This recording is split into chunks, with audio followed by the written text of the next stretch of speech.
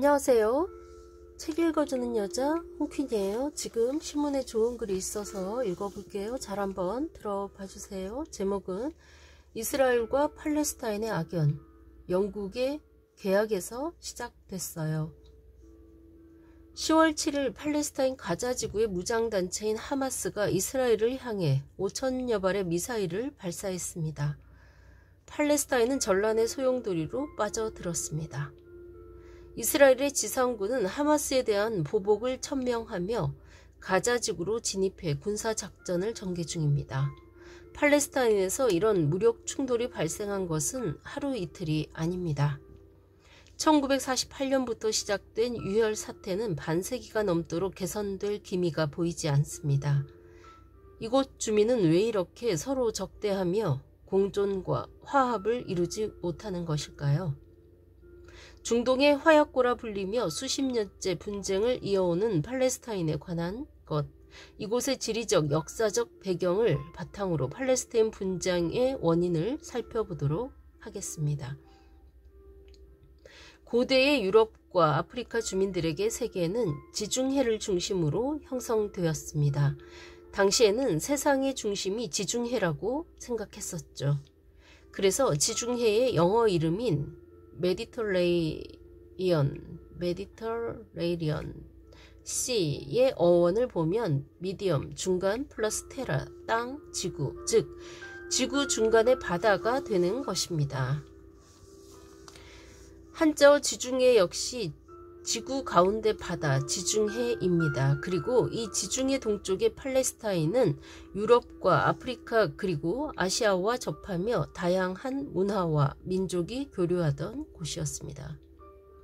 당시에도 다양한 갈등은 있었지만 팔레스타인과 그 주변의 중동은 헬레니즘 문화를 중심으로 주민 간의 자유롭고 포용적인 분위기가 가득했습니다.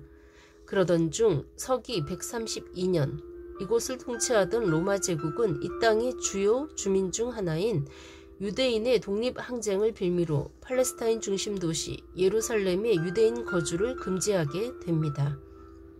당시 유대인에게 예루살렘은 종교적으로 중요한 성지였고 예루살렘 거주권을 박탈당한 유대인은 유럽과 아시아 등지로 뿔뿔이 흩어지게 됩니다. 유대인이 떠난 팔레스타인에는 이슬람교의 번영과 함께 아랍인들이 대규모로 거주하기 시작합니다. 아랍인은 아랍어를 사용하는 정체성을 가진 집단이고 주로 이슬람교를 믿습니다. 그러다 20세기 초반 제1차 세계대전이 발발합니다. 팔레스타인과 중동에 살던 아랍인들은 함께 이슬람교를 믿지만 민족적 뿌리는 다른 오스만 제국에 의해 지배당하고 있었습니다. 당시 오스만 제국은 1차 대전에서 영국과 전쟁 중이었고 영국은 오스만 제국을 견제하기 위해 아랍인들에게 한 가지 약속을 합니다. 오스만 제국을 상대로 반란을 일으키면 전쟁 이후 팔레스타인과 중동에 아랍인들의 독립국가를 세워주겠다는 약속이었죠. 이 약속을 당시 영국 외교관인 헨리 맥마흔의 이름을 따 맥마흔 선언이라고 합니다. 그런데 계속된 전쟁에서 자금이 필요했던 영국은 당시 금융업으로 막대한 부를 축적했던 유대인들과 또 다른 약속을 합니다. 전쟁 자금을 지원해주면 팔레스타인에 유대인들의 국가를 세울 수 있게 도와주겠다는 약속이었죠. 당시 영국의 외교장관인 아서 벨푸어의 이름을 딴 벨푸어 선언을 한 것입니다. 그런데 영국의 약속은 이게 다가 아니었습니다. 영국은 프랑스와 전쟁 이후 팔레스타인을 포함한 중동 전체를 분할 통치하자고 협정을 맺습니다. 즉 팔레스타인과 중동을 두고 영국은 무려 3가지의 서로 모순되는 계약을 맺은 것입니다. 그리고 이는 반세기 넘는 팔레스타인 분쟁의 씨앗이 됩니다. 세월이 흘러 1947년 팔레스타인은 혼란 그 자체였습니다. 영국의 약속을 믿고 아랍인의 국가가 세워질 거라 믿는 아랍인들과 역시 영국의 약속을 믿고 유대인의 국가가 세워질 거라 믿으며 세계 각지에서 팔레스타인을 찾아 귀향한 유대인들이 갈등하기 시작한 것입니다. 아랍인으로서 팔레스타인은 자신들의 오랜 거주 공간이었고 유대인으로서는 2000여 년 전 떠나온 고향이었습니다. 양측의 갈등이 심각해지자 영국은 골치가 아팠는지 팔레스타인 문제를 유엔에 맡겨버립니다. 그런데 유엔은 인구가 약 130만 명인 아랍인에게 팔레스타인의 44%를, 인구 약 60만 명인 유대인에게 56%를 분배합니다. 아랍인들은 이를 받아들일 수 없었습니다.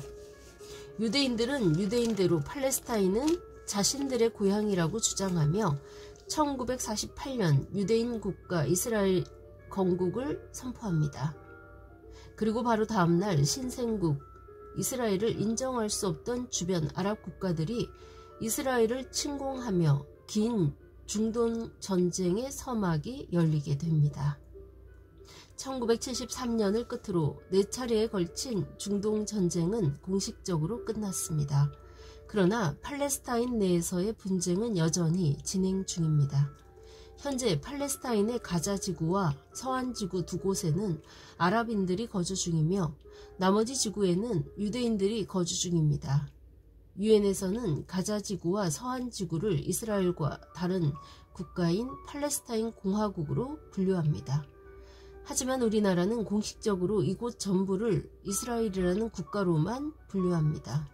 즉, 팔레스타인의 아랍인 거주지역은 누군가에겐 국가로 인정되지만 또 누군가에겐 이스라엘이라는 국가 내에 속한 특수한 지역으로만 분류되는 것입니다. 이런 상황 속에 강경파 아랍인들은 팔레스타인에서 유대인을 몰아내고 아랍인만의 국가를 만들기 위해 테러와 폭력 투쟁을 일삼습니다. 이번 사태의 한 축인 하마스가 바로 그 대표적인 세력입니다. 반대로 강경파 유대인들은 가자지구와 서안지구마저도 빼앗아 이스라엘 내에서 아랍인을 모두 쫓아내려고 합니다. 현재 이스라엘 정부의 성향은 이런 강경파 유대인들과 방향성을 함께합니다. 결국 양측의 강경파는 모두 상대방을 팔레스타인에서 완전히 배척하겠다는 생각을 하고 있기에 이들 간의 분쟁은 끝나지 않는 것입니다. 그리고 분쟁 속에서 가장 큰 피해를 보는 대상은 양측의 무고한 민간인들입니다. 세상의 일은 대부분 복잡계입니다. 맥락을 알아야 현상을 이해할 수 있습니다. 팔레스타인 사태도 그러합니다.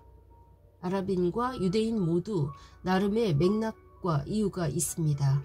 하지만 너무 다양한 맥락과 이유 속에 무엇이 옳은지 판단하기 어려울 때 우리는 최소한 한 가지 기준은 기억해야 합니다.